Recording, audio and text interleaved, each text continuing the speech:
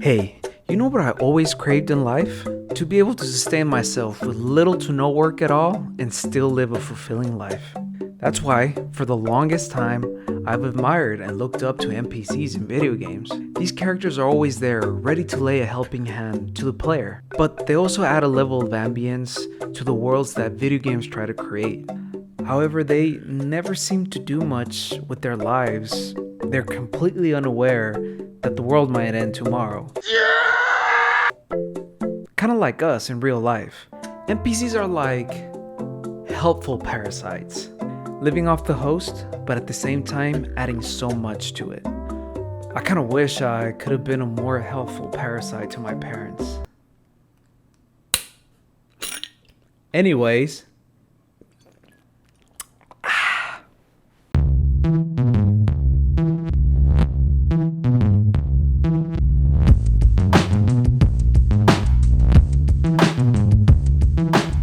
from being a valuable asset to the player to just being part of the decoration for the world, NPCs are such an important part of the game and should never be taken for granted.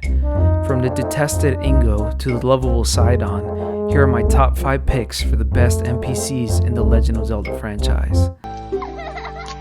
Hailing from the ranching lands of Hyrule Field, Malon has been an NPC that never lacked any character or depth. She reminds me of my late grandma. Full of class and full of sass. According to an interview way back during the release of Ocarina of Time, Malon's creation stems from Shigeru Miyamoto's love for country music and artists such as Emmylou Harris. I remember the first time I met this charismatic NPC, seeing her chilling outside by the gates of Hyrule Castle, just singing her life away with not a care in the world.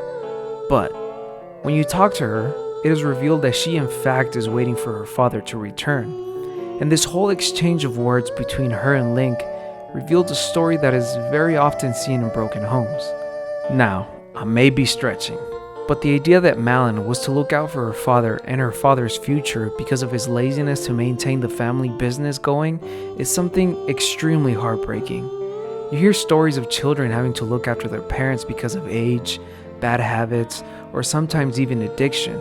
Now, before I strain myself with this stretch, when Malon returns to the ranch, she teaches you Epona song, which not only makes her a sassy NPC, but also a very helpful one. I always liked the way she added a very young and charismatic charm to the game when she gave you nicknames. NANI? It almost made me realize how much I miss being a kid and having a crush. It made even borderline offensive nicknames so infatuating whenever your childhood crush gave you one. This character that is reminiscing of Lanky Kong to me has always held a special place in many Zelda fans' hearts. First appearing on Wind Waker, this helpful NPC shines because of his role as a merchant, selling you items and resources that are oh so valuable. Look, farming for arrows in Breath of the Wild for me was a necessary evil. Luckily, little old Beetle over here has enough arrows to be the suspect of a mass shooting. I mean, wouldn't you be a little bit worried if a man with a multitude of projectiles and loads of explosives just set up shop by the beach? I'd definitely pack my stuff and leave to another beach. Quick! Get in the car! I always found Beetle quite endearing in all the games he made an appearance in. In Wind Waker, I always felt a certain relief and happiness whenever I saw Beetle's boat in the distance. It assured me that the island up ahead was somewhat safe, that I could relax, and that I was promised a good time. The best of times. It was always a very welcoming surprise to see a familiar boat by the shore of any island, that's for sure. Besides the ease of mind, Beetle never lacked any charisma. His "Oh!" and "Thank you!" would always crack me up. Beetle was portrayed as a charismatic and nerdy entrepreneur that never seemed out of place when performing his duties. In previous Zelda games, most merchants always seemed lacking in depth. You have this NPC who would just constantly slap their knees and demand that you sell them something. And then you have this tall fellow that never really seemed to evoke any emotions other than fear for me as a kid. Nintendo has had a great track record of creating characters with great depth, and Beetle has been a very nice addition to the franchise ever since. Wait, oh yes, wait a minute, Mr. Postman. postman was a hard NPC to pass up for this list. I was raised as a fairly disciplined child, so I always felt a sense of familiarity with the postman, particularly the postman in Majora's Mask. The postman is one of the few NPCs who seems aware about the imminent catastrophe from an evil grinning moon looming from the skies. However, he can't seem to shake off his sense of duty and urgency to his job. Nay, not his job, his passion. When you really take a minute to think about it, the postman's story is a sad one that many adults probably have experienced in their lifetime. There's a sense of pride and fulfillment when someone loves their job or career. But all too often, we hear about people who can't seem to shake off their sense of duty and tend to sacrifice more important things, such as family and friends, and even in extreme cases, their own livelihood. The postman's story is a story of a workaholic. His story is a very sad one indeed. However, this is a story that just added to the melancholic aura of Majora's Mask. It is only after completing the quest in Majora's Mask, in which he is released from his duties, that the postman experiences complete joy and freedom. Given Japan's infamy as a place where the culture of overworking oneself at their job is ever present, I always took this character as a satire of the culture of workaholics. The postman was a man so addicted to his job of delivering the mail that he was willing to die first rather than fail as a postman. Whether to take it as a social commentary or a critique to the Japanese worker, I don't know. It wasn't until I played Majora's Mask for a fourth time, and as an adult, that Anju's story really resonated with me. Anju is the innkeeper of the Stockpot Inn. She often apologizes for everything, she tends to forget many important things, and always feels guilty for other people's emotions. I quickly realized that Anju suffered from some sort of mental illness. I grew up experiencing depression around me, so these attitudes struck a chord with me. During the side quest, in which Link is tasked with reuniting Anju and her fiancé, Kafei, you're told of the backstory in which people close to Anju have convinced her that Kafei ran away with her best friend Romani, all because of her. Anju was taken advantage of because of her vulnerability and her tendency to internalize problems as her fault.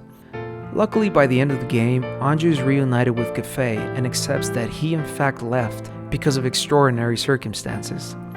Anju's story was a story of depression, and of a person who feels as if she doesn't deserve happiness.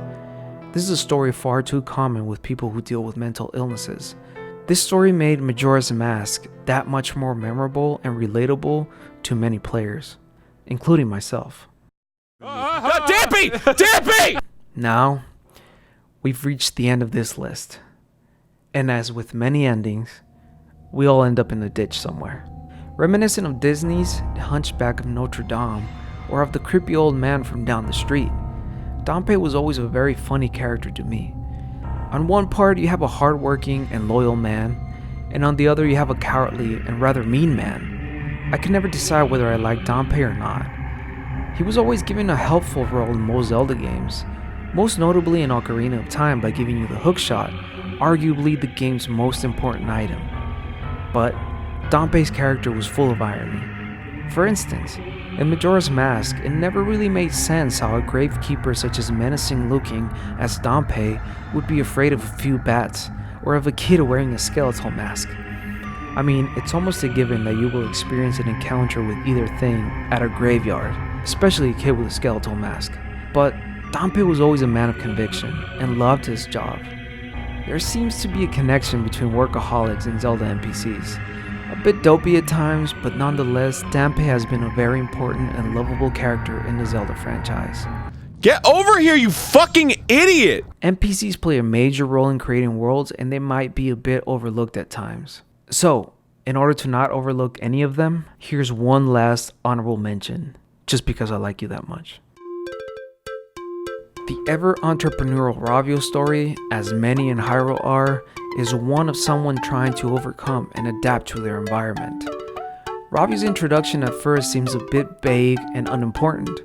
He finds himself on the lookout for a place to stay after first arriving to Hyrule.